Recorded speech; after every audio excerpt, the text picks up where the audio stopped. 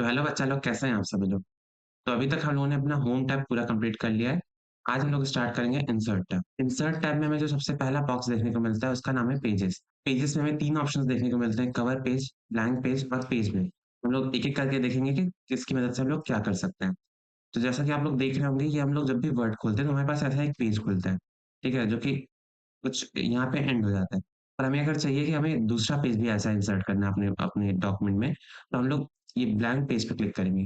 Blank page पे जैसे हम लोग क्लिक करते हैं, हमारे पास एक यहाँ पे हमारा पहला पेज खत्म हुआ था और यहीं से हमारा दूसरा पेज स्टार्ट हो गया, ठीक है? तो जितना पेज हमें चाहिए उतनी बार हम लोग ब्लैंक पेज पे क्लिक करेंगे और हमारा नया पेज इंसर्ट होता जाएगा। यहाँ पे एक और ऑप्शन है कवर पेज का। जैसा कि आप लोगों ने अपनी किताबों में देखा होगा कि पहला पेज जो होता है वो कवर पेज होता है। उसके बाद सब जो भी कंटेंट होता है बुक किताब का वो शुरू होता है। तो वैसे हम लोग कुछ कवर पेज इंसर्ट कर सकते हैं अपने डॉक्यूमेंट में। तो जैसे हम लोग कवर पेज पे क्लिक करते हैं, तो यहाँ पे हमारे पास कई कवर पेज के ऑप्शन आ जाते हैं, ठीक है? यहाँ से हमको जो भी कुछ अच्छा लग रहा है, जैसे हमें अगर कुछ ऐसा कवर पेज बनाना है, इस पे हम लोग क्लिक करेंगे, तो हमारे पास एक ऐसा कवर पेज आ गया है। यहाँ पे हम लोग अपने जो भी डॉक्यूमेंट का टाइटल है, जो भी डॉक्यूमेंट का नाम है, वो लिख सकते हैं यहाँ पे। ठीक है? यहाँ पे कुछ डॉक्यूमेंट के बारे में लिखना है या कुछ भी लिखना है वो लिख सकते हैं, यहाँ पे अपना नाम लिख सकते हैं, कुछ भी ऐसे जैसे आप लोगों की किताबों का पहला पेज होता है वैसा कुछ बना सकते हैं, ठीक है? कवर पेज की मदद से। फिर यहाँ पे जो हमें तीसरा ऑप्शन देखने को मिलता है, वो है पेज ब्रेक का। तो अगर हमारे डॉक्यूमेंट में कुछ ढेर सारा लिखा हुआ है, जैसे कि हमने कुछ लिख दिया यहाँ पे और हमें चाहिए कि ये जो हमारा इतना पार्ट है, इतना पार्ट एक पेज में लिखा हुआ है और इसके बाद वाला जो पार्ट है वो एक दूसरे पेज में लिख के है। तो हम लोग इसके बीच में अपना कर्सर रखेंगे और पेज ब्रेक पे क्लिक करेंगे। पेज ब्रेक पे क्लिक करते ही हमारा जो कर्सर के पहले का पार्ट था वो इस पेज में है और जो वहीं कर्सर के बाद का जो पार्ट था वो नया पेज इंसर्ट हो गया, उसमें आ चुका है। फिर नेक्स्ट बॉक्स यहाँ पे है टेबल्स का। इसकी मदद से हम लोग अपने डॉक्यूमेंट में टेबल ऐड कर सकते हैं, ठीक है? यहाँ टेबल पे जैसे हम लोग क्लिक करेंगे, यहाँ पे हमारे पास रोज़ और कॉलम्स का ऑप्शन आ जाता है कि हमें कितनी रोज़ और कितनी कॉलम्स हमें अपने डॉक्यूमेंट में रखनी है। रोज़ और कॉलम का मतलब होता है हमारे टेबल में कितनी पंक्तियाँ और कितने स्तंभ होंगे, ठीक है? तो यहाँ से हमें जितना जितना भी बड़ा टेबल चाहिए हम उतना सेलेक्ट कर सकते हैं। जैसे ये 5 क्रॉस 5 का टेबल है, मतलब इसमें 5 पंक्तियाँ और 5 स्तंभ होंगे। यहाँ पे हम लोग जैसे क्लिक करते हैं, हमारे पास यहाँ 5 पंक्तियाँ और 5 स्तंभ का एक टेबल बन के आ चुका है, ठीक है? और ये टेबल में और नीचे हम देखेंगे तो यहाँ पे हमारे पास एक इंसर्ट टेबल का ऑप्शन है। इस पे जैसे ही कि हम लोग क्लिक करते हैं तो यहाँ पे हमारे पास नंबर ऑफ कॉलम्स पूछता है और नंबर ऑफ रोज़ पूछता है कि हमें कितने कॉलम और कितने रोज़ का टेबल चाहिए। तो जैसे अगर हमें 3 कॉलम और 4 रो का टेबल चाहिए, मतलब नंबर ऑफ कॉलम्स में 3 लिख देंगे, नंबर ऑफ रोज़ में 4 लिख देंगे। तो जैसे ही हम लोग ओके पे क्लिक करेंगे, तो यहाँ पे हमारे पास एक 3 कॉलम और 4 रो का एक और टेबल इंसर्ट हो चुका है। और अगर वहीं टेबल में और नीचे देखते हैं तो यहाँ पे हमारे पास ड्रॉ टेबल का ऑप्शन है। इसकी मदद से हम लोग अपना टेबल अपने हिसाब से ड्रॉ कर सकते हैं कि हमारा टेबल कितना बड़ा होगा, कितने रोज़ होंगे, कितने कॉलम्स होंगे। ऐसे हम लोग अपने हिसाब से ड्रॉ कर सकते हैं। इसमें हम लोग रोज़ कितने कितने मोटे होंगे, कितने छोटे होंगे, कितने बड़े होंगे, वो सब भी अपने हिसाब से डिसाइड कर सकते हैं। ऐसे हम लोग यहाँ पे अपना टेबल खुद से ड्रॉ कर सकते हैं। हमारे पास यहाँ पे एक पेंसिल आ जाती है, हमारे कर्सर की जगह एक पेंसिल आ जाती है। तो आप लोग सोच रहे होंगे अचानक से कपड़ा चेंज, बाल कटे हुए, बैकग्राउंड चेंज, सब कुछ चेंज कैसे हो गया? तो हुआ ये था कि हमने पुराना वाला जो वीडियो रिकॉर्ड किया था, उसमें आधे वीडियो में हमारी आवाज़ नहीं रिकॉर्ड हुई थी, इसलिए हम फिर से रिकॉर्ड कर रहे हैं। तो अभी तक हमने देख लिया था टेबल इंसर्ट कैसे करते हैं, हमने वो देख लिया था। तो हम जैसे ही टेबल इंसर्ट करते हैं, हमारे पास यहाँ पे एक नया टैब खुल के आ जाता है, जो कि है टेबल डिज़ाइन। तो हम देखेंगे टेबल डिज़ाइन की मदद से हम लोग क्या-क्या कर सकते हैं। तो यहाँ जैसे हम लोग टेबल डिज़ाइन पे जाते हैं, तो यहाँ पे हमें टेबल स्टाइल ऑप्शंस, फिर टेबल स्टाइल और फिर बॉर्डर का ऑप्शन हमें बॉक्स देखने को मिल जाते हैं। सबसे पहले हम ये टेबल स्टाइल बॉक्स देखते हैं। इस टेबल स्टाइल बॉक्स की मदद से हम क्या-क्या कर सकते हैं। तो सबसे पहले हम अपना टेबल सेलेक्ट कर लेते हैं। टेबल सेलेक्ट करने के बाद हम यहाँ टेबल स्टाइल में से कोई भी स्टाइल सेलेक्ट कर सकते हैं। यहाँ इस एरो पे क्लिक करने पे हमारे पास और ढेर सारे स्टाइल्स खुल जाएँगे। तो इनमें से जो भी स्टाइल हमको सही लग रहा है, हम वो अप्लाई कर सकते हैं अपने टेबल पे। तो अगर हम ये स्टाइल अप्लाई करते हैं अपने टेबल पे, तो हमारे टेबल पे कुछ ऐसा स्टाइल अप्लाई हो चुका है। और यहीं हम टेबल स्टाइल में ही एक और ऑप्शन देखेंगे तो हमारे पास शेडिंग का ऑप्शन है। इसकी मदद से हम पूरे टेबल को एक सिंगल कलर में रखना चाहें तो रख सकते हैं। तो अगर हमें पूरे टेबल को इस ग्रीनिश कलर में रखना है तो हम ये कलर सेलेक्ट करेंगे, तो हमारा पूरा टेबल उस कलर में आ चुका है, ठीक है? ये हमें इसके पहले जो बॉक्स है टेबल स्टाइल ऑप्शन, इस बॉक्स में हमें कुछ 6 ऑप्शन देखने को मिल जाते हैं। जिनमें से हमारे कुछ ऑप्शन पहले से सिलेक्टेड हैं, जैसे कि हेडर रो, बैंडेड रो और फर्स्ट कॉलम हमारा पहले से सिलेक्टेड है, ठीक है? तो अगर हम अभी जैसे हमारा हेडर रो सिलेक्टेड है, तो हम देखेंगे तो यहाँ पे हमारा जो पहला रो है, जो हेडर रो है, वो अलग कलर से दिख रहा है, डार्क ब्लू, थोड़ा ब्राइटर ब्लू कलर से दिख रहा है। और हम इसमें कुछ लिखते हैं, हम लोग इसमें लिखते हैं नेम, एंड यहाँ पे हम लोग लिखते हैं साइंस, एंड नीचे हम लोग साइंस में मार्क्स लिखते हैं, ठीक है? जैसे 93, 96, 89। तो आप लोग देख रहे होंगे जो हमारा ये हेडर रो है, उसमें जो फॉन्ट है और जो हमारा नॉर्मल रो में फॉन्ट है, उन दोनों में काफी डिफरेंस है। हमारा जो और कलर भी डिफरेंट है, ये हमारा व्हाइट कलर से आ रहा है पर ये ब्लैक कलर से आ रहा है। और जैसे हम लोग हेडर रो ऑफ करते हैं, हेडर रो ऑफ करते ही भी जो हमारा हेडर रो में भी जो टेक्स्ट था, उसका भी फॉन्ट एकदम नॉर्मल रोज के फॉन्ट जैसा हो गया है। और हमारा जो header row bright blue colour से दिख रहा था, वो भी अभी नहीं दिख रहा। फिर यहीं नीचे हमारे पास ऑप्शन देखने को मिलता है टोटल रो का। टोटल रो जैसे हम लोग सेलेक्ट करते हैं, तो हमारा जो भी हेडर रो के साथ हो रहा था, वही हमारा लास्ट रो के साथ होने लगता है। इसका फॉन्ट चेंज हो जाता है, इस रो का कलर चेंज हो जाता है। जैसे हम लोग कोई मार्कशीट बना रहे हैं, कोई रिजल्ट बना रहे हैं, उसमें लास्ट में हम लोग टोटल लिखते हैं, तो उसके लिए हम लोग इसका इस्तेमाल कर सकते हैं। और फिर हमारे पास यहाँ पे ऑप्शन है बैंडेड रोज का। तभी आप लोग देख रहे होंगे हमारा जो पहला रो है, वो थोड़ा ब्लूइश कलर में है, फिर दूसरा थोड़ा ग्रेइश कलर में है, फिर थोड़ा ब्लू कलर में, फिर थोड़ा ग्रे कलर में। अगर हम लोग बैंडेड रो को ही ऑफ कर देते हैं, तो हमारा जो चारों रो है, चारों सेम कलर में आ गया। फिर नेक्स्ट ऑप्शन जो हमारे पास है वो फर्स्ट कॉलम। इसकी अभी हमारा जो फर्स्ट कॉलम है वो आप देख रहे होंगे ब्राइट ब्लू कलर से आ रहा है, और यही हमारा जो हमने टेक्स्ट लिखा है इसमें नेम, वो अलग फॉन्ट में आ रहा है। तो ऐसे हम लोग फर्स्ट कॉलम ऑफ करते हैं, तो यहाँ फर्स्ट कॉलम भी जो था वो नॉर्मल हो चुका है और कॉलम से तरह हो चुका है। ऐसे हमारे पास लास्ट कॉलम का भी ऑप्शन है। फिर यहाँ जो लास्ट ऑप्शन है वो है बैंडेड कॉलम का। इसकी मदद से हम अपने कॉलम्स को बैंडेड कर सकते हैं। जैसे अभी हमारे रोज थे बैंडेड, तो यहाँ पे आप देख सकते हैं कि हमारा पहला जो कॉलम है वो थोड़ा ब्लू कलर का है, फिर दूसरा ग्रे कलर का है, फिर तीसरा ब्लू कलर का है। ऐसे हमारे कॉलम बैंडेड हो चुके हैं। फिर यहाँ पे नेक्स्ट बॉक्स जो हमको देखने को मिलता है वो बॉर्डर्स का। इसकी मदद से हम अपनी जो टेबल है उसका बॉर्डर कैसा होगा वो डिसाइड कर सकते हैं।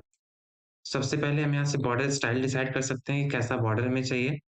यहाँ आप देख सकते हैं सिंगल लाइन है, डबल लाइन है, मोटी लाइन है, कलर्स अलग है। अगर हम ये डबल लाइन सेलेक्ट करते हैं, फिर यहाँ से हम और भी बॉर्डर स्टाइल हमारे पास है। यहाँ से हम लोग अगर ये बॉर्डर लेते हैं, ये बॉर्डर स्टाइल लेते हैं, तो यहाँ से हमारा बॉर्डर कितना मोटा होगा वो हम लोग डिसाइड कर सकते हैं। हम लोग 1.5 पॉइंटर लेते हैं। यहाँ से कौन से कलर का बॉर्डर होगा वो डिसाइड कर सकते हैं। हम ये थोड़ा dark violet colour, dark blue colour select करते हैं। फिर यहाँ से हम लोग सेलेक्ट कर सकते हैं कि हमारा बॉर्डर जो है वो बॉटम में लगेगा, टॉप में लगेगा, लेफ्ट में या राइट में, या कहीं लगेगा, या ऑल बॉर्डर, हर जगह बॉर्डर लगेगा। तो हम लोग ऑल बॉर्डर सेलेक्ट करते हैं। यहाँ पे हम लोग देखेंगे कि हमारा जो बॉर्डर है वो हर जगह लग चुका है, और जो हमने स्टाइल सेलेक्ट किया था, जो हमने कलर सेलेक्ट किया था, जितनी हमने थिकनेस सेलेक्ट की थी, वैसा ही बॉर्डर यहाँ पे अप्लाई हो चुका है। अभी हम नेक्स्ट यहाँ पे जो हमारा एक और टैब खुलता है वो है टेबल लेआउट का। टेबल लेआउट की मदद से हम अपने टेबल का लेआउट सेट कर सकते हैं। तो यहाँ हम लोग देखेंगे तो यहाँ पे हमारे पास ऑप्शंस हैं ड्रॉ टेबल। इसकी मदद से हम अपना टेबल अपने मैनुअली ड्रॉ कर सकते हैं। हमारे पास एक पेंसिल आ जाती है, जो कि हमने देख लिया था इंसर्ट टैब में, जब हम टेबल इंसर्ट कर रहे थे तो वहाँ पे भी हमारे पास सेम ऑप्शन था। तो यहाँ पे हमारे पास एक ऑप्शन है इरेज का। इरेज की मदद से हम कोई भी बॉर्डर अपना इरेज कर सकते हैं। जैसे हमें ये वाला बॉर्डर इरेज करना है, इस पे अपना इरेजर घुमाएंगे तो ये वाला बॉर्डर हमारा यहाँ से इरेज हो चुका है। ऐसे हम लोग कोई भी बॉर्डर यहाँ से इरेज कर सकते हैं अपने टेबल में से। फिर यहाँ पे हमारे पास ऑप्शन है डिलीट का। डिलीट में हम यहाँ पे देखेंगे हमारे पास ऑप्शन है delete cell, delete column, delete row और डिलीट टेबल का ऑप्शन है। तो अगर हम कोई एक कॉलम डिलीट करना चाहते हैं, जैसे अगर हमें ये वाला कॉलम डिलीट करना है, तो इस कॉलम पे हम लोग कहीं भी जाएंगे और डिलीट पे जाके डिलीट कॉलम पे क्लिक करेंगे। डिलीट कॉलम पे क्लिक करते ही हमारा वो वाला कॉलम डिलीट हो चुका है। ऐसे अगर हमें कोई रो डिलीट करना है, जैसे अगर हमें पहली रो डिलीट करनी है, हम पहली रो में कहीं भी जाएंगे, डिलीट पे जाएंगे और डिलीट रो पे क्लिक करेंगे। डिलीट रो पे क्लिक करते ही हमारी वो वाली रो डिलीट हो चुकी है। ऐसे ही अगर हमें कोई सेल डिलीट करनी है, तो सेल हमारा जो ये एक बॉक्स होता है, जैसे हमारा ये एक बॉक्स है, इसे हम लोग कहते हैं एक सेल। तो अगर हमें कोई पर्टिकुलर सेल खाली डिलीट करनी है, जैसे अगर हमें ये 89 जिसमें लिखा है ये वाली सेल डिलीट करनी है, तो इसे हम सेलेक्ट करेंगे, डिलीट पे जाएंगे और डिलीट सेल पे क्लिक करेंगे और ओके पे क्लिक करेंगे, तो हमारे यहाँ जो सेल था ये डिलीट हो चुका है। यहाँ से हमारा जो ये लास्ट सेल था वो एक और पहले शिफ्ट हो गया है, उसके पहले वाला एक और पहले शिफ्ट हो गया है। तो हमारा बीच में से ये सेल डिलीट हो चुका है, और जो उसके बाद सेल्स थे वो पहले शिफ्ट हो चुके हैं।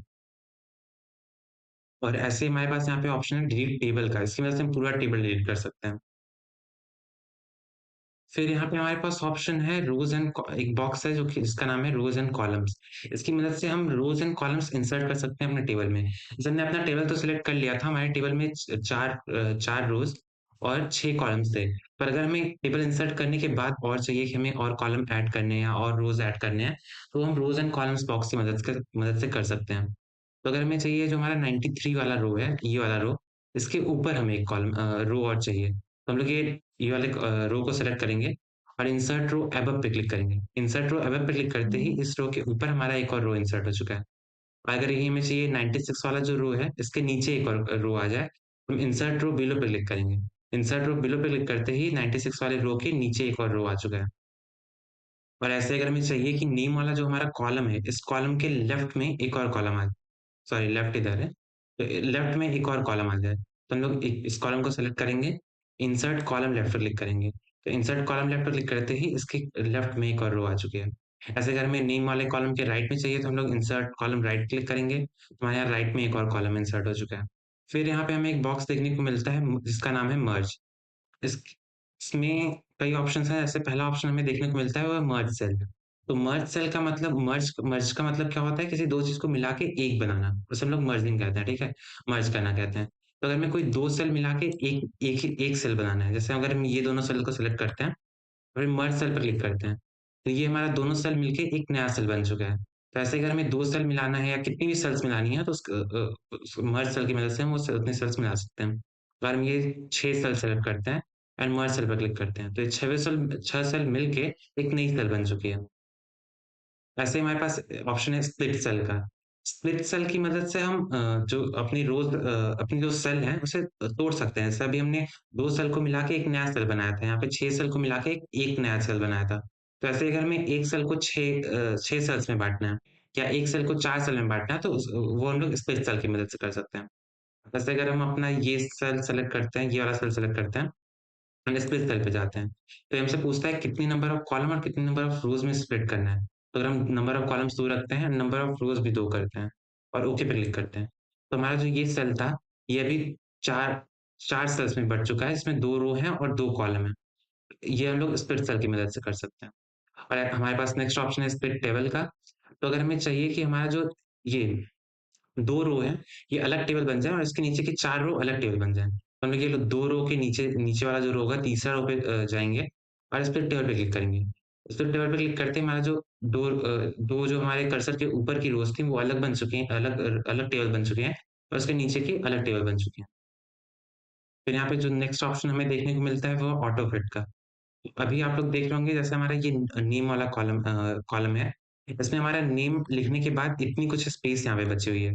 पर अगर हमें चाहिए कि ये स्पेस हमें नहीं चाहिए, हमारा जितना कंटेंट हो, जितना हमें ज़रूरत हो उतना ही स्पेस ले, तो ऑटो फिट पे जाएँगे, ऑटो फिट कंटेंट पे क्लिक करेंगे। ऑटो फिट कंटेंट पे क्लिक करते ही हमारा जितना पहले रो में जैसे हमने कुछ नहीं लिखा था, तो उसमें कोई स्पेस नहीं है।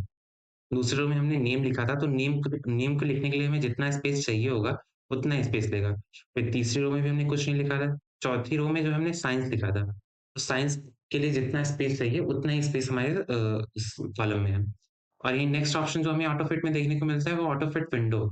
ऑटोफिट विंडो पे क्लिक करते ही हमारा जो टेबल है, वो विंडोज़ के हिसाब से तो हमारा जो डेस्कटॉप है, उसके हिसाब से फिट हो जाता है, मतलब पूरे स्क्रीन पे आ जाता है, ठीक है? फिर यहाँ हमारे पास नेक्स्ट बॉक्स जो देखने को मिलता है वो है सेल साइज़। तो इसकी मदद से हम अपनी जो हमारा जो सेल है, उसका हाइट विड्थ यानी कि उसका चौड़ाई, ऊँचाई हम बढ़ा सकते हैं। हाइट मतलब होती है ऊँचाई। तो अगर मैं ये जो जैसे पहला रो है, इसकी हमें ऊँचाई बढ़ानी है। तो हम लोग हाइट पे जाके इस ऊपर वाले एरो पे क्लिक करेंगे। तो जितनी बार हम लोग क्लिक करेंगे तो हमारे रो की ऊँचाई है वो बढ़ती जाएगी। और ये नीचे वाले एरो पे क्लिक करने पे ये घटती जाएगी। और विड्थ मतलब होता है चौड़ाई, तो अगर हमें इस कॉलम की चौड़ाई बढ़ानी है, तो हम लोग इस ऊपर वाले एरो पे क्लिक करते जाएँगे, तो हमारे कॉलम की जो है चौड़ाई बढ़ती जाएगी। और ये नीचे वाले एरो पे क्लिक करने पे ये चौड़ाई घटती जाएगी। फिर यहाँ पे नेक्स्ट ऑप्शन जो हमें देखने को मिलते हैं वो डिस्ट्रीब्यूट रोज़ और डिस्ट्रीब्यूट कॉलम्स के।